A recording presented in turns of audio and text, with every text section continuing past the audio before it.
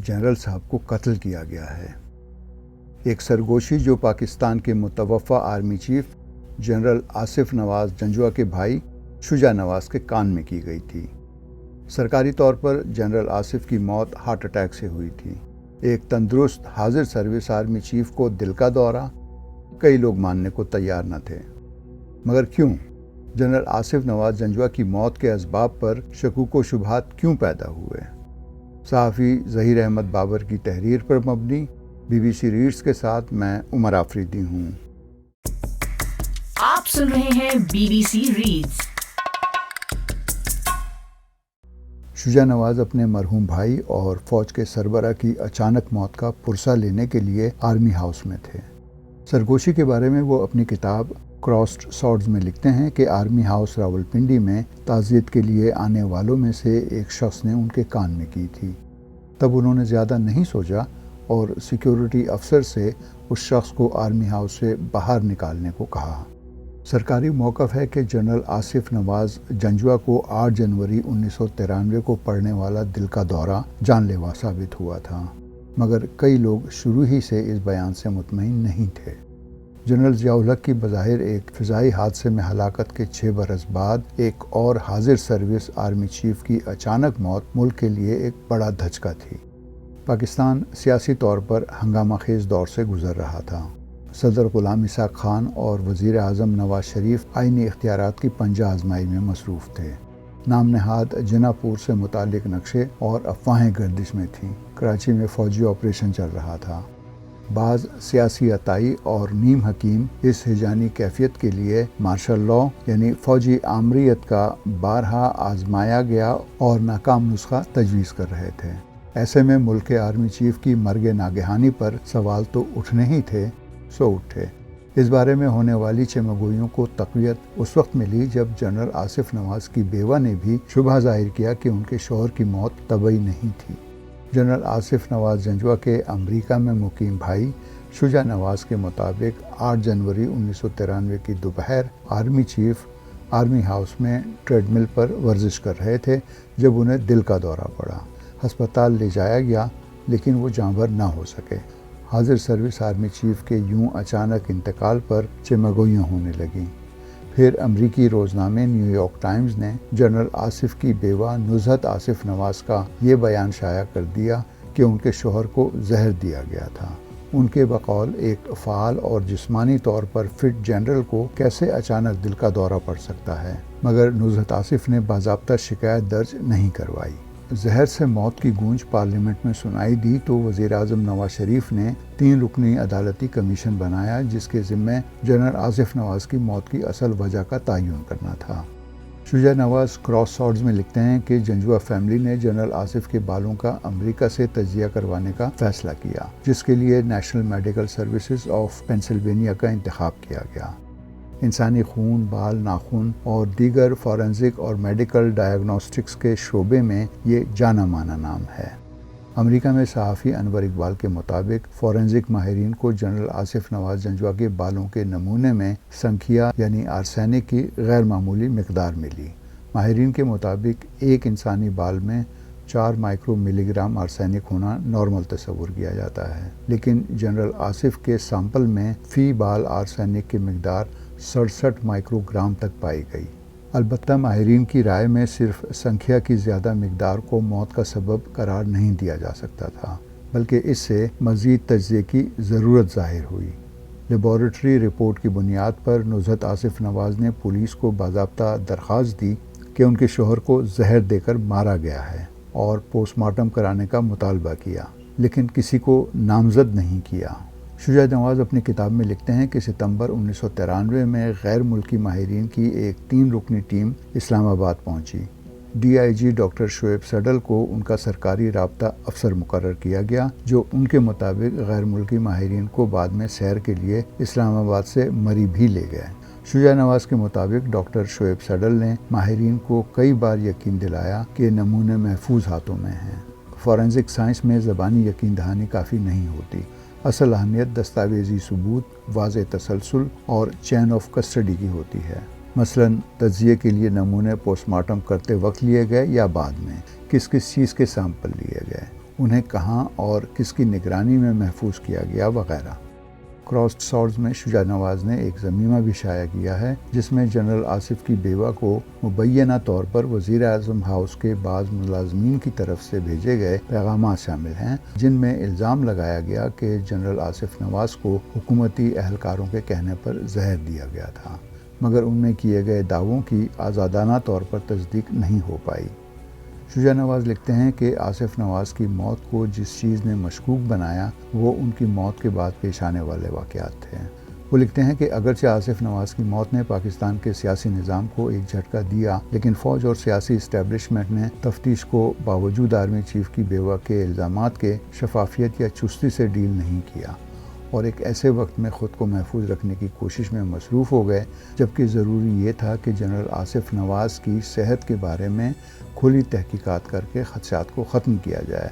گو کہ عدالتی تحقیقاتی کمیشن کی رپورٹ وزیر اعظم آفس میں جمع کروا دی گئی، مگر ماضی کے اہم واقعات پر بنائے گئے بہت سے انکوائری کمیشنز کی رپورٹوں کی طرح یہ بھی مکمل طور پر منظر عام پر نہیں آئی۔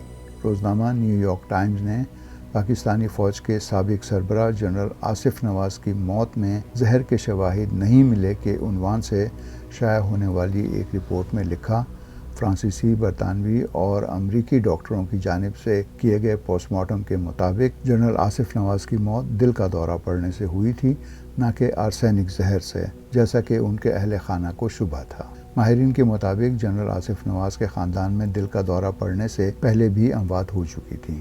کتاب کراسڈ سورڈز میں جنرل آصف کی موت کا الزام کسی پر نہیں لگایا گیا ہے، البتہ یہ نشاندہی ضرور کی گئی ہے کہ امریکی لیبارٹری کی رپورٹ کے مطابق ان کے بالوں میں سنکھیا کی زیادہ مقدار پائی گئی تھی، جبکہ سرکاری رپورٹ میں سنکھیا کا ذکر ہی نہیں۔ شجاع نواز سوال اٹھاتے ہیں کہ دونوں تحقیقات میں فرق کیوں ہے؟ پھر تحقیقات کرانے میں سرکاری اور فوجی حکام کی ہچکچاہٹ سے بھی شکوک و شبہات نے جنم لیا۔ شجاع نواز لکھتے ہیں کہ انہوں نے تحقیقات سے متعلق امریکی اور پاکستانی حکام کے درمیان ہونے والی بات چیت کے بارے میں معلومات کے لیے امریکی حکام سے رابطہ کیا، مگر انہیں مثبت جواب نہیں ملا۔ ڈاکٹر شعیب سڈل جنرل آصف نواز جنجوعہ کی موت کے وقت DIG راولپنڈی تھے۔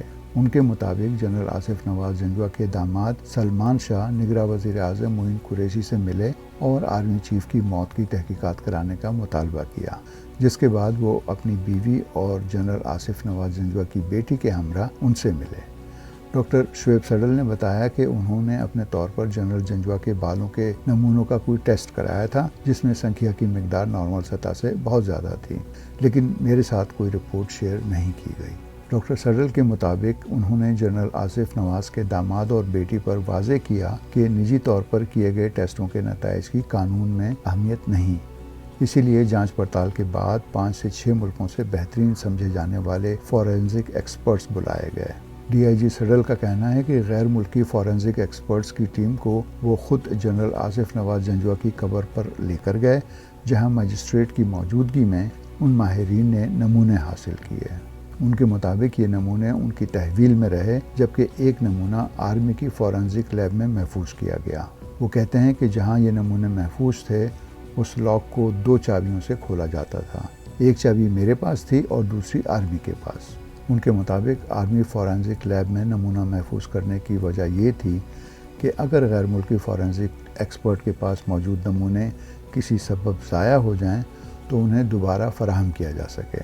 ڈاکٹر شعیب سڈل کے مطابق ان غیر ملکی فورینزک ایکسپرٹس نے 1 ماہ بعد اپنی الگ الگ رپورٹس بھجوائیں، لیکن ان میں سے کسی میں بھی جنرل آصف نواز جنجوعہ کو زہر دینے کا کوئی ذکر نہیں تھا۔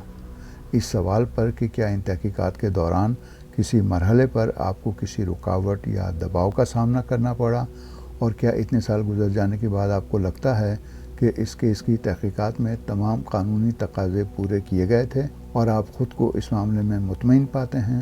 ڈاکٹر شعیب سڈل نے جواب دیا کہ اس کیس کی تحقیقات کے دوران مجھے کسی رکاوٹ یا دباؤ کا سامنا نہیں ہوا۔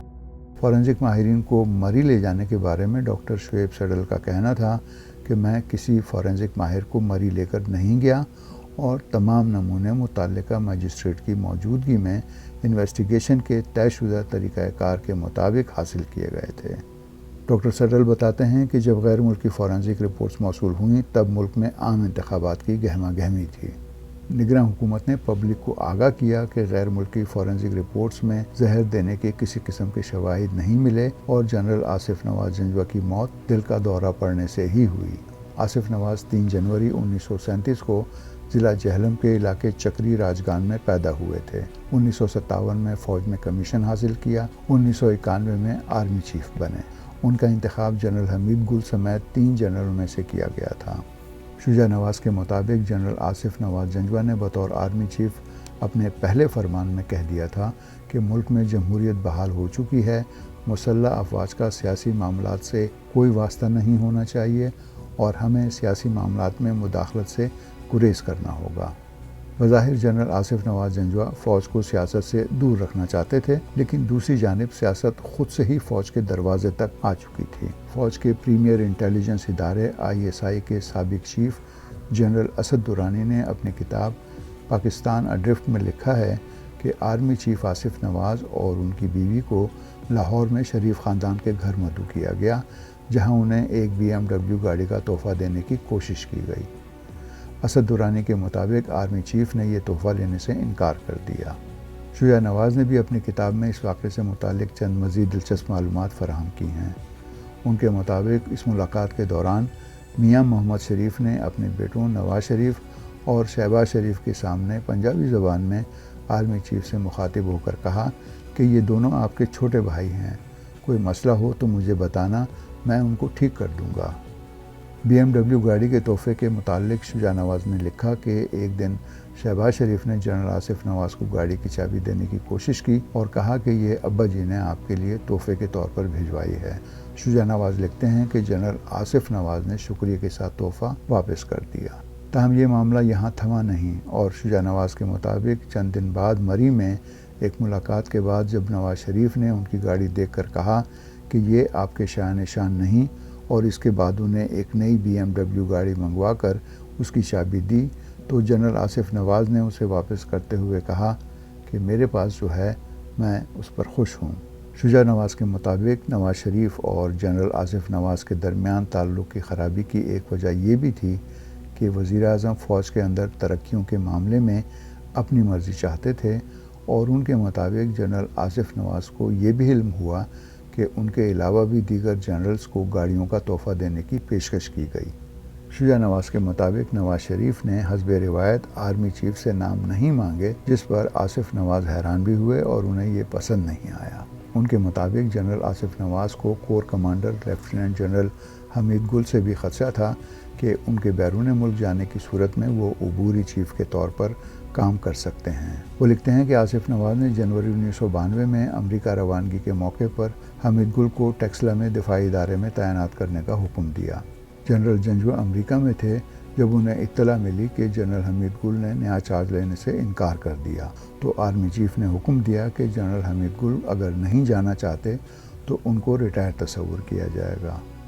आसिफ नवाज अमेरिका में थे, लेकिन पाकिस्तान में सियासी तनाज़ा बढ़ रहा था। उस वक्त अमेरिका में पाकिस्तान की सफ़ीर आबदा हुसैन अपनी खुदनविश्त power failure the political Odyssey of a Pakistani women में लिखती हैं कि जब जनरल आसिफ नवाज जंजवा वाशिंगटन आए तो उस वक्त के अमरीकी वज़ीर दिफा डिक चेनी से उनकी मुलाकात हुई, जिसके बाद आबदा हुसैन के मुताबिक डिक चेनी ने अपने अमले को कमरे से बाहर जाने को कहा।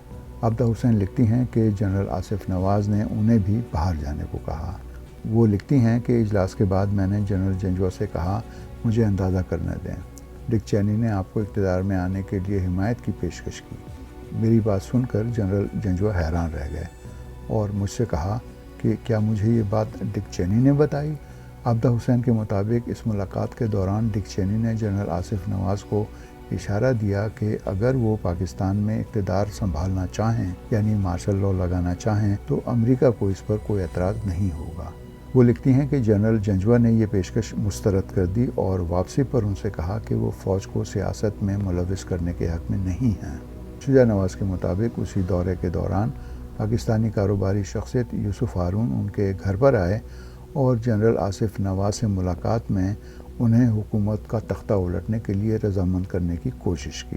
वो लिखते हैं कि जनरल आसिफ नवाज ने उन्हें बताया था कि नवाज शरीफ की काबीना के चंद वज़रा आर्मी हाउस में मुलाकात के दौरान वज़ीर आज़म की शिकायतें करते और उन्हें हटाने के लिए آرمی چیف کی مدد مانگتے تھے۔ وہ ان وزراء سے کہتے کہ اگر وہ خوش نہیں تو انہیں سیاسی نظام میں رہتے ہوئے ہی تبدیلی لانا ہوگی۔ آرمی چیف کے بھائی کے مطابق 1992 کے موسم گرما تک جنرل کو وزیر اعظم سے فاصلہ بڑھتا ہوا محسوس ہوا تو انہوں نے صدر غلام عیسیٰ خان سے ملاقات کی۔ وہ حکومت کا تختہ الٹنے کے حق میں نہیں تھے، البتہ ان کے نزدیک حالات میں بہتری کے لیے ان ہاؤس تبدیلی کی جا سکتی تھی۔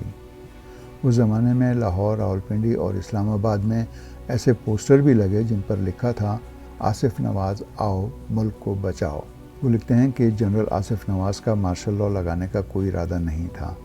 وہ امریکہ کے ایک اور دورے کی تیاری کر رہے تھے جس سے قبل بقول شجاع نواز ان کے اپنے بھائی سے بات ہوئی تو آرمی چیف نے کہا کہ وزیر اعظم کے ساتھ سب ٹھیک ہے، ان کے ارد گرد کے کچھ لوگ مسائل پیدا کر رہے ہیں۔ اس وقت کراچی میں فسادات اور ٹارگٹ کلنگ عام ہو چکی تھی اور آپریشن کلین اپ کے دوران ایم کیو ایم سے جڑے افراد پر سنگین نوعیت کے الزامات سامنے آئے۔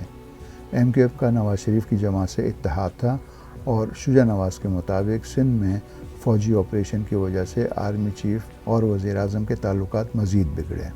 آپریشن کلین اپ سے پہلے 18 جولائی 1992 کو اچانک ایک اہم پریس کانفرنس ہوئی جس میں بریگیڈیئر آصف ہارون نے بتایا کہ ایسے نقشے پکڑے گئے ہیں جن میں کراچی کو جنا پور کے نام سے نئی ریاست بنایا جانا تھا۔ روزنامہ جنگ کراچی سمیت تمام اخبارات نے جنا پور سازش کو نمایاں طور پر شائع کیا۔ شجاع نواز اپنی کتاب میں لکھتے ہیں کہ آرمی چیف نے سختی سے کارروائی کی جس پر نواز شریف کو لگا کہ یہ ان کے سیاسی اتحاد کو کمزور کرنے کی کوشش ہے۔ سینئر صحافی اعزاز سید کے خیال میں جنرل آصف نواز جنجوعہ کی وفات سے سب سے زیادہ فائدہ کسی کو ملا تو وہ برسر اقتدار مسلم لیگ نون اور کراچی آپریشن سے دوچار ایم کیو ایم تھی۔ اعزاز سید کہتے ہیں کہ جنرل آصف نواز جنجوعہ دونوں جماعتوں کی پارٹی قیادت سے خوش نہیں تھے۔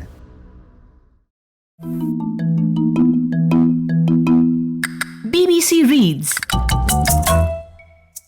BBC ریڈز کے ذریعے ہماری یہی کوشش ہے کہ BBC اردو کی ویب سائٹ کی وہ سٹوریز جن میں آڈینس کی دلچسپی زیادہ نظر آتی ہے انہیں اور بھی زیادہ لوگوں تک کیوں نہ پہنچایا جائے۔ تو ہم پڑھیں اور آپ سنیے اور اپنے دوستوں اور ساتھیوں کو بھی سنائیے۔